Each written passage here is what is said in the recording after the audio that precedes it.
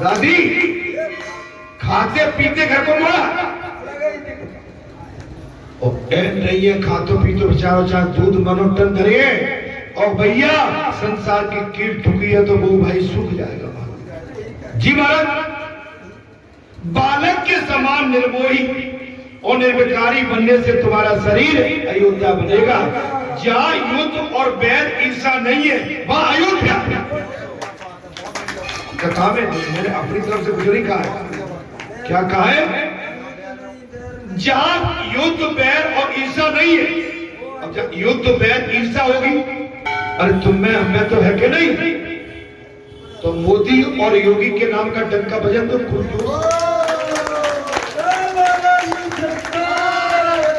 न तो मैं योगी को जानू बाबा को न मोदी को, लेकिन मैं जानता हूं कि राष्ट्र के लिए जी रहे हैं।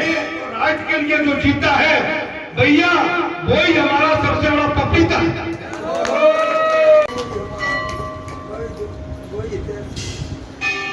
सनातन के लिए, क्षेत्र के लिए, गांव के कल्याण के लिए, क्षेत्र के कल्याण के लिए, राष्ट्र के कल्याण के लिए जो जीता है वो हमारा सबसे बड़ा पपीता।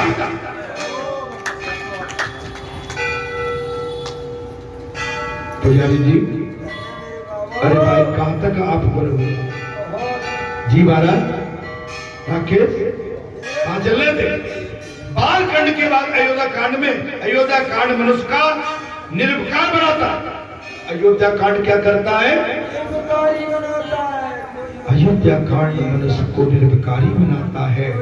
भक्त रूपी सरयू नदी के किनारे हमेशा निवास करता है।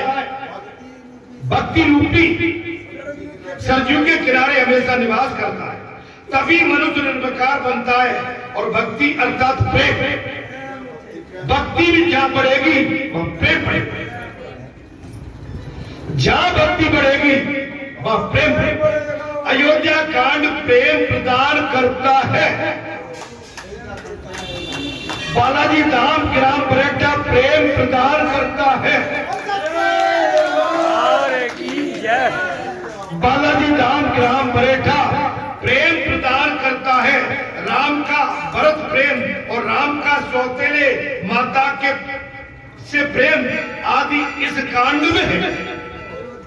राम जी का भरत से प्रेम और राम का सौतेली माँ केकई माता से प्रेम आदि इसी कांड में।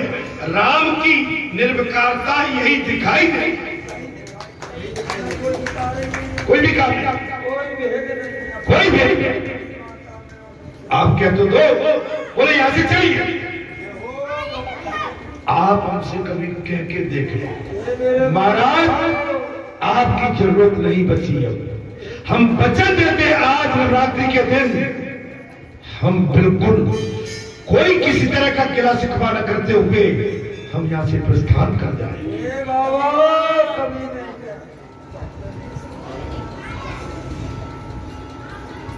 हम बिल्कुल आपको कभी दोषी मानेंगे जी। महाराज यही तो है जीने की कला। जब तक प्रेम लगाया है आपके मन में कभी कोई चीज आती है, आपको बेझिझक बोलने की जरूरत नहीं है तुम्हारी।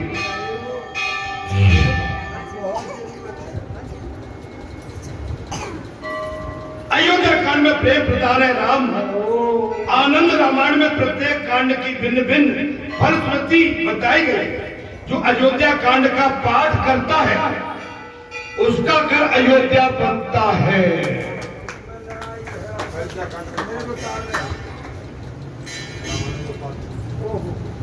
अयोध्या कांड का जो पाठ करता है उसका घर अयोध्या बनता है।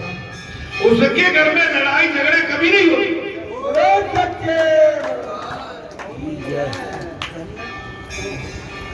आज कथा में शायद आनंद आ नहीं रहा है। उसके घर में कभी लड़ाई झगड़े नहीं होती। गृहस्थ आश्रमी के लिए ये कांड आवश्यक है और गृहस्थ आश्रम के लिए अयोध्या कांड आवश्यक है। कलह का मूल है धन, कलह का मूल है धन और प्रतिष्ठा। कलह का मूल क्या है? धन एवं प्रतिष्ठा। अयोध्या कांड का फल है निर्बलता। माने इसमें भगवान राम ने न धन से प्रेम किया महाराज और न प्रतिष्ठा से प्यार किया, मन को टिकट गए। आप समझिए, अर्थात शास्त्र कहता है कि सबसे पहले तो अपने घर के ही सभी व्यक्तियों से भगवत भाव रखना चाहिए। जी आज आ गई, पहले अपने घर को मजबूत कर दो। अब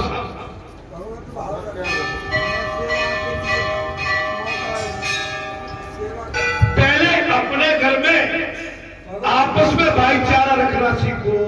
जो घर में भाईचारा नहीं रखते, भाई भाई में दरार पड़ी, एक जगह नहीं बैठते, अलग अलग भागते, उस घर में भगवान कैसे आ सकते हो? उस घर में सुख शांति कैसे प्राप्त हो सकती है? जिस घर के अंदर स्वयं भाई भाई में दरार पड़ी हो, परिवार के अंदर विघ्न हो, महाराज आप समझ सकते हैं, उस घर में लड़ाई झगड़े नहीं होते। शास्त्र कहता है कि सबसे पहले तो अपने घर के ही सभी व्यक्तियों से भगवत भाव रखना चाहिए। एक समान,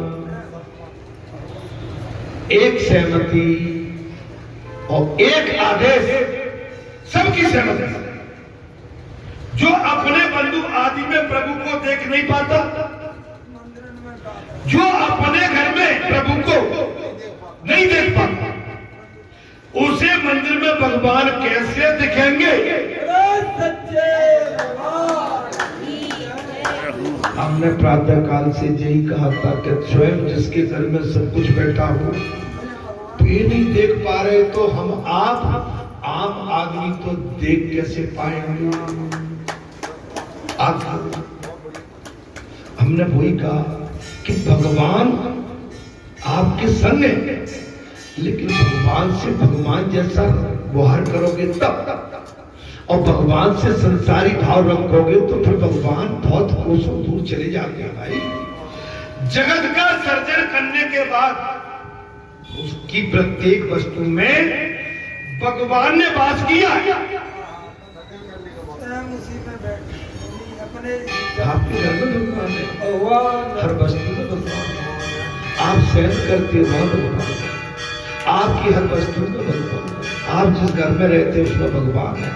आप भगवान को भगवान के रूप में देखिए। जब केकई ने कहा कि उसने भरत को राज दे दिया, कथा में आनंद आ रहा है? नहीं आ रहा।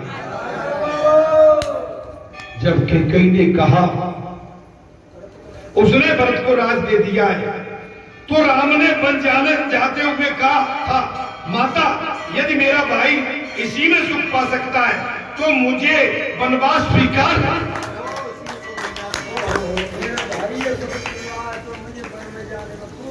और कुछ समय पहले हमने क्या कह दिया कि कह तो दो, अगर हमारे जाने से जहां किसी को खुशी मिलती है, हम एक पल का विलंब नहीं करेंगे।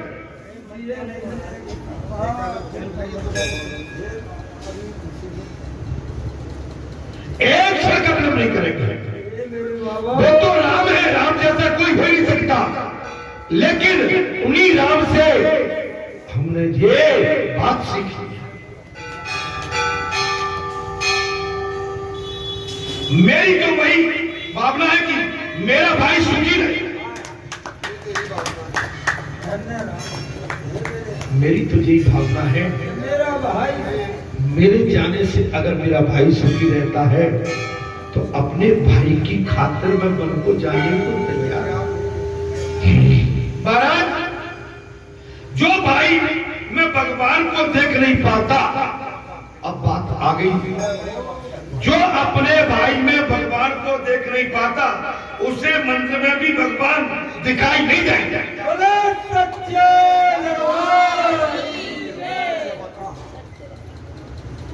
जो अपने भाई में भी भगवान को, अरे देख नहीं पाता उसे मंदिर में भगवान दिखाई नहीं देंगे।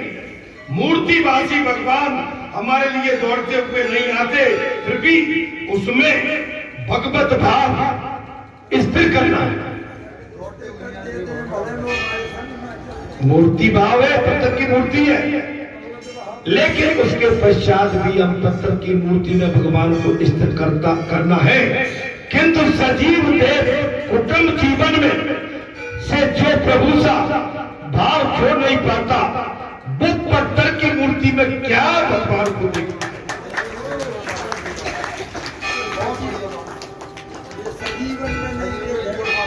जो सजीवन में नहीं देख पाता अपने भाई, छोटे भाई, बड़े भाई, माता पिता, देव पुरुष, महापुरुष जो भी है, अब उनमें तो भगवान का स्वरूप नहीं दिख रहा। आप लोग आइए बैठिए, लेकिन उसमें ये मत मानो कि जैसे कोई आपसे जो बिना भाव कर रहा, आइए बैठिए। आप हाथ को कमजोर मत मानो। सब जी हाथ खुले रहते हैं तब कमजोर होते हैं, मेरी बात को समझिए। हाथ खुले हुए कमजोर है, जब जी हाथ खुल जाते हैं तो बहुत मजबूत होते हैं। आप समझिए बात, प्रभु आप समझ सकते हैं। सृष्टि सर्जन के बाद सभी पदार्थों में भगवान ने वास किया। इस सृष्टि के निर्माण के बाद भगवान ने कथा में आज ये सिद्ध कर दिया, सिद्ध ने कि भगवान सभी कण कण में वास करते हैं। जब तक वे प्रवेश नहीं करते तब तक सृष्टि निरर्थक है, बेकार है। जब तक वो प्रवेश नहीं करते तब तक ये सृष्टि निरर्थक है। सभी में ईश्वर है, सभी में। अब तो चढ़ा देना वहीं पर, अभी थोड़ी देर से वहां पहुंचेंगे ना, अभी हवन होगा वहां, ठीक है, अभी हवन होगा वहां पर, बैठ जाएंगे जी। सभी में ईश्वर है, मेरे भाई बहन, माता पिता आदि में भी ईश्वर है। आज बात आ रही है समझ में? इस बात को हमेशा कहते चले आ रहे थे, लेकिन किसी के पल्ले नहीं पड़ती थी ये बात। आज कथा में साफ कह दिया भगवान सुखदेव ने, बोले राजन सभी में ईश्वर है, मेरे भाई बहन माता पिता में भी ईश्वर है। राम ने अलौकिक आदर्श स्थापित किया है कि अपने भाई के सुख हेतु हंसते हुए वो वन को चले गए। अपने भाई के सुख के कारण भाई ने नहीं चाहा, लेकिन सौतली माता के कई ने चाहा। हंसते हुए महाराज वन गमन किया। बर्फ का मात्र प्रेम भी वैसा ही दिव्य था, उन्होंने राज स्वीकार नहीं किया। भरत का ही प्रेम अपने भाई राम के प्रति उतना दिव्य भव्य एवं आदर्श प्रस्तुत किया कि उन्होंने वो राज स्वीकार नहीं किया। बड़े भाई बन की धूल छानते हैं, कंदमूल खाते हैं, दुखी होते रहे, तो मुझे ये राज ऐसा स्वीकार नहीं है। एक बात बताते हैं, जब माता पिता हार के को चले जाते हैं ना, तो संतान अगर सुपात्र होगी, सुनो भाई, संतान यदि सुपात्र होगी, अपने माता पिता के खेत में काम करते हुए भी वो सचेत नहीं हुई कि हमारे बूढ़े माता पिता व्रत खेत में लगे हैं और हम घर में बैठे, तो वो संतान कहलाने लायक नहीं है। वो संतान कहलाने लायक नहीं है। जिसके भाई बहन अगर किसी परिश्रम में लगे हैं और घर के बंधु आराम से घर में बैठे आनंद ले रहे हैं, तो मैं क्या करूं? मैं क्या करूं? महाराज ताली दोनों हाथों से बजती है। एक हाथ की ताली कभी सफल नहीं हो सकती।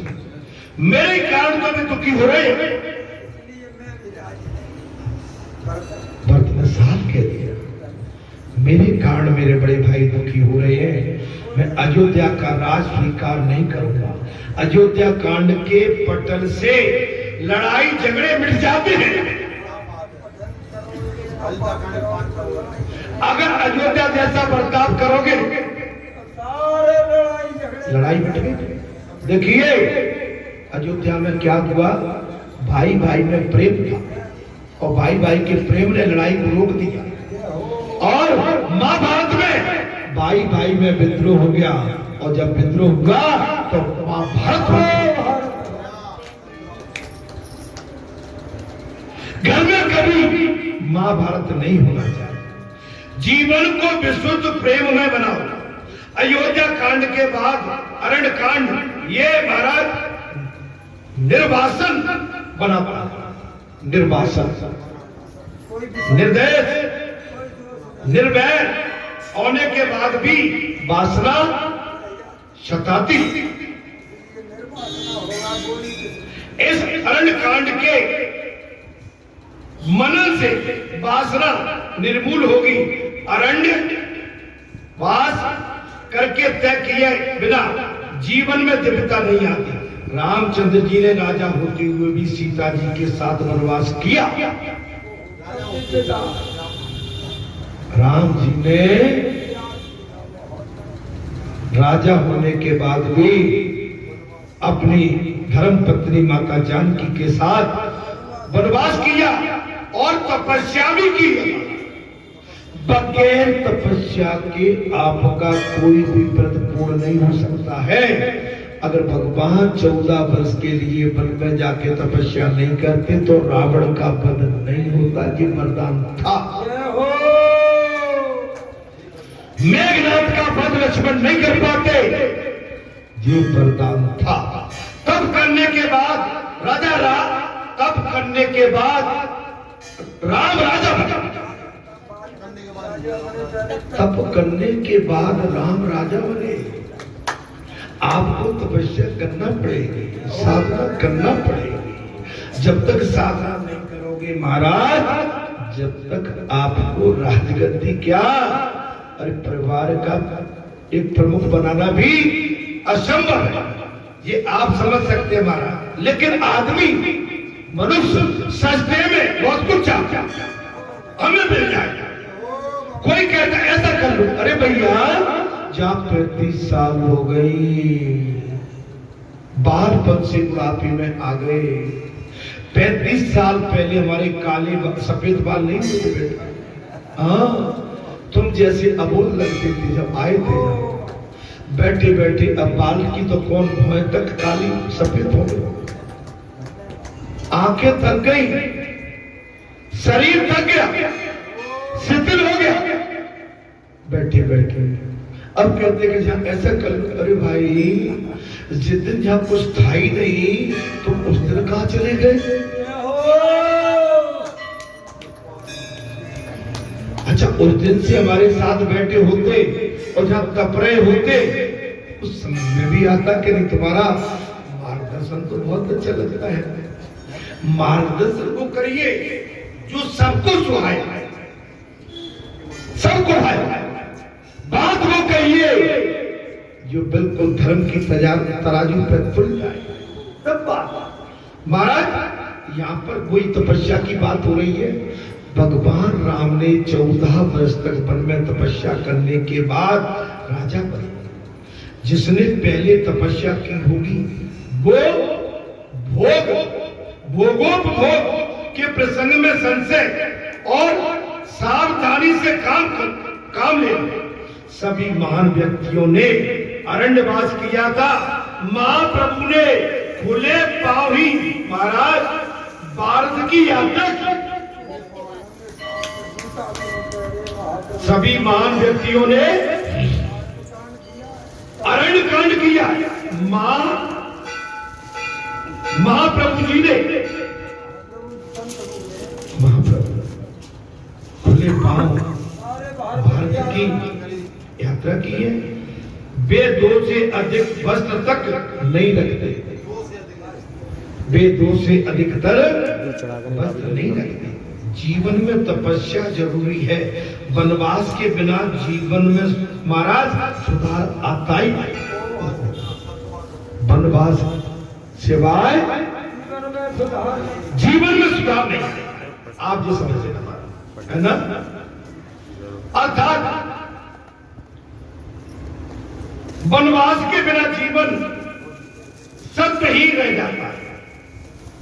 अधिक नहीं तो कम से कम 1 मास तो किसी वन में पवित्र नदी के किनारे वास करना चाहिए।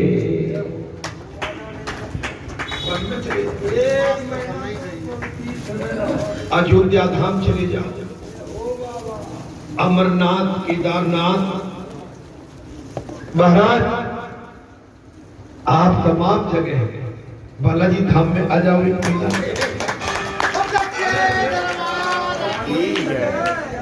सब कट जाएगा, संकट आपको समय।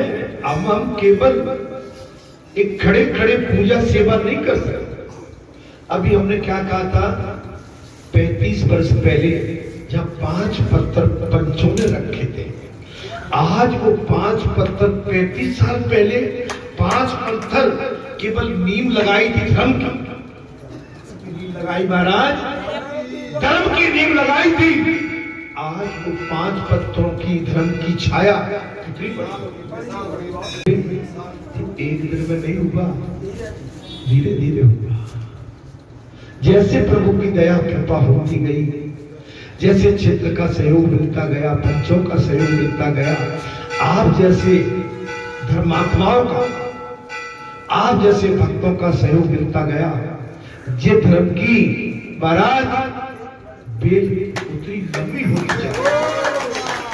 धर्म कब फलता फूलता है, जब आप सत्य के मार्ग पर चलोगे तब। महाराज वैसे धर्म फूलेगा पालेगा नहीं। आपके अंदर में, हमारे अंदर में कहीं कोई कुंठा है, छल है, कपट है, तो ये बेल फलेगी नहीं, सूख जाएगा। सूखने में देर नहीं लगेगी। हमारे अंदर कुछ भी कुभाव आ गया तो समझ लो ये बेल बहुत कमजोर हो जाएगा। रामचंद्र जी राजा होते हुए भी सीता के साथ वनवास किया। सभी महान व्यक्तियों ने परिक्रमा की। वनवास के बिना जीवन सत्वहीन रह जाता है। अधिक नहीं तो कम से कम 1 मास किसी पवित्र स्थान पर जाकर आप अपना भजन पूजन करिए, जहां भगवान और तुम्हारे सिवाय अन्य कोई हो। भगवान एवं तुम्हारे अन्य के सिवाय कोई और न, तीसरा आया ही नहीं। गड़बड़ शुरू हो जाती है। वनवास मनुष्य के हृदय में, हृदय को कोमल बनाता है। वनवास क्या करता है, मनुष्य के हृदय को क्या करता है। आप जितना भजन करेंगे, पूजन करेंगे, जितनी जहां बढ़िया से ढोलक बजाओगे, जहां रहोगे गिरधारी, तो गोवर्धन को उठाने में तुम देर नहीं करोगे।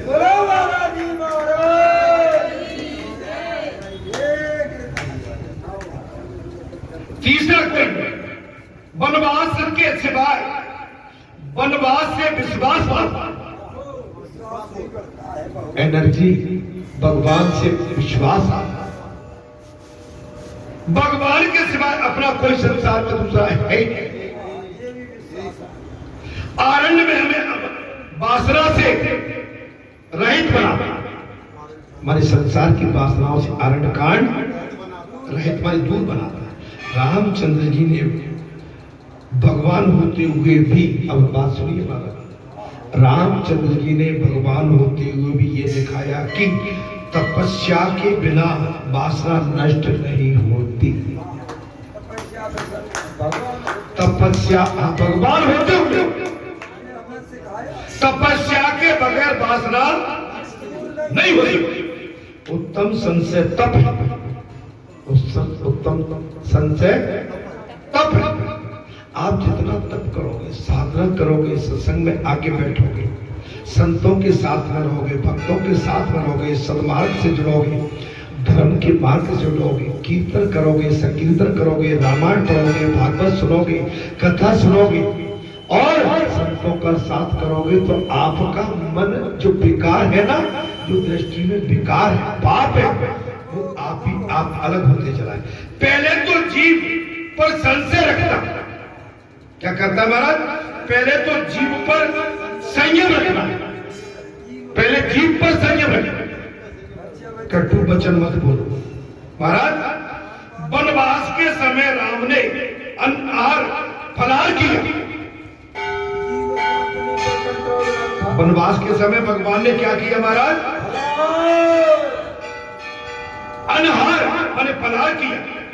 अन्न में नियत रजोगुण काम को उत्पन्न करता है। अन्न में क्या होता है? रजोगुण, तामसी भाव, इससे तामसी आती है। इसलिए राम जी ने अन्न को ग्रहण नहीं किया, फलहार में रहे जी।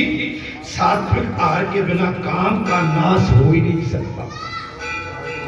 सात्विक आहार के बिना काम नाश नहीं हो सकता। राम ने वन में कंदमूल का सेवन करके तब किया, कंदमूल का सेवन करके तब किया। हम हमेशा जी कहते हैं ना कि भाई लहसुन, प्याज, गरम मसाले, लाल मिर्ची और ये विभिन्न प्रकार के जायका ये अपने भोजन में इस्तेमाल न करें, इससे हमारा स्वभाव तामसी होगा,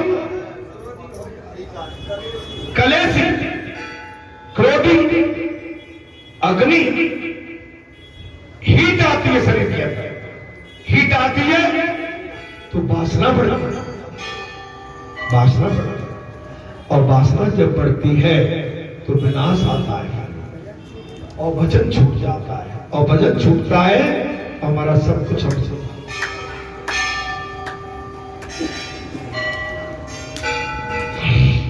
अर्थात महाराज अन्न में रहित रजोगुण का बात आ गई। वन में उन्होंने किसी धातु को स्पर्श तक नहीं किया। वन में रह के राम जी ने किसी धातु को भी स्पर्श नहीं किया। श्री फल में बने पात्र से ही जलपान किया था। भगवान श्री राम ने श्रीफल के पात्र में ही जलपान किया। पीतल का नहीं, चांदी का नहीं, सोने का नहीं, कोई नहीं, केवल श्रीफल के खाली खोखा में जलपान किया था भगवान श्री राम ने। सीता जी संग में थी, फिर भी राम जी निर्विकारी रहे।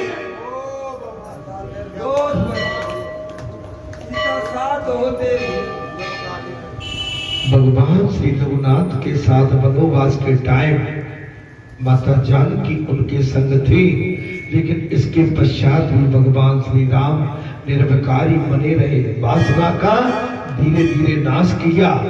किस प्रकार किया जा सकता है? वो अरण्य कांड में कहता है, यदि वासना पर विजय पानी है तो जीवन को सात्विक बनाना होगा। अगर वासना पर विजय पानी है तो जीवन को पहले आपको क्या करना पड़ेगा? सात्विक। तपस्या करोगे तभी रावण मरेगा।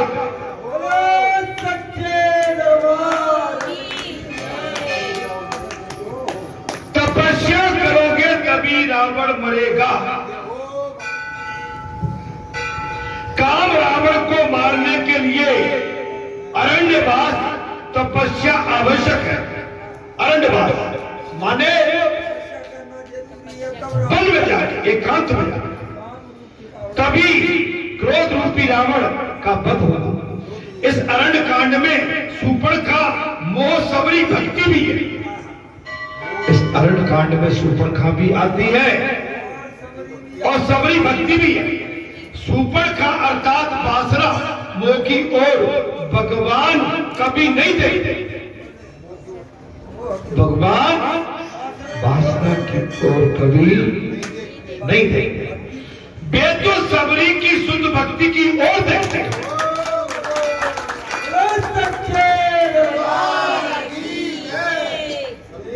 सबरी की शुद्ध भक्ति की ओर देखी। मोह का नाश करो और शुद्ध भक्ति को अपनाओ। मोह का नाश करो। अच्छा जी, मोह बैरी छूटता नहीं? बताओ, छूटा हो? बताओ। अरे महाराज, किसका मोह छूट नहीं छूटता? अभी हमको सबको लगी है कब कथा ब्राह्मण लिए, हमारे कई काम पेंडिंग पड़े थे, पढ़ाए वो पढ़ाए, और महाराज जी मानते नहीं है। 11 बजा दिए, कथा पे कथा कहीं चले जा रहे हैं, हमें विश्राम नहीं दे रहे। न कहा विश्राम दे तो हम आगे की कुछ अपना बात दे, अंदर कुछ और कुछ उठापटक चल रहे, सबके नहीं, लेकिन एक काके तो चली रही।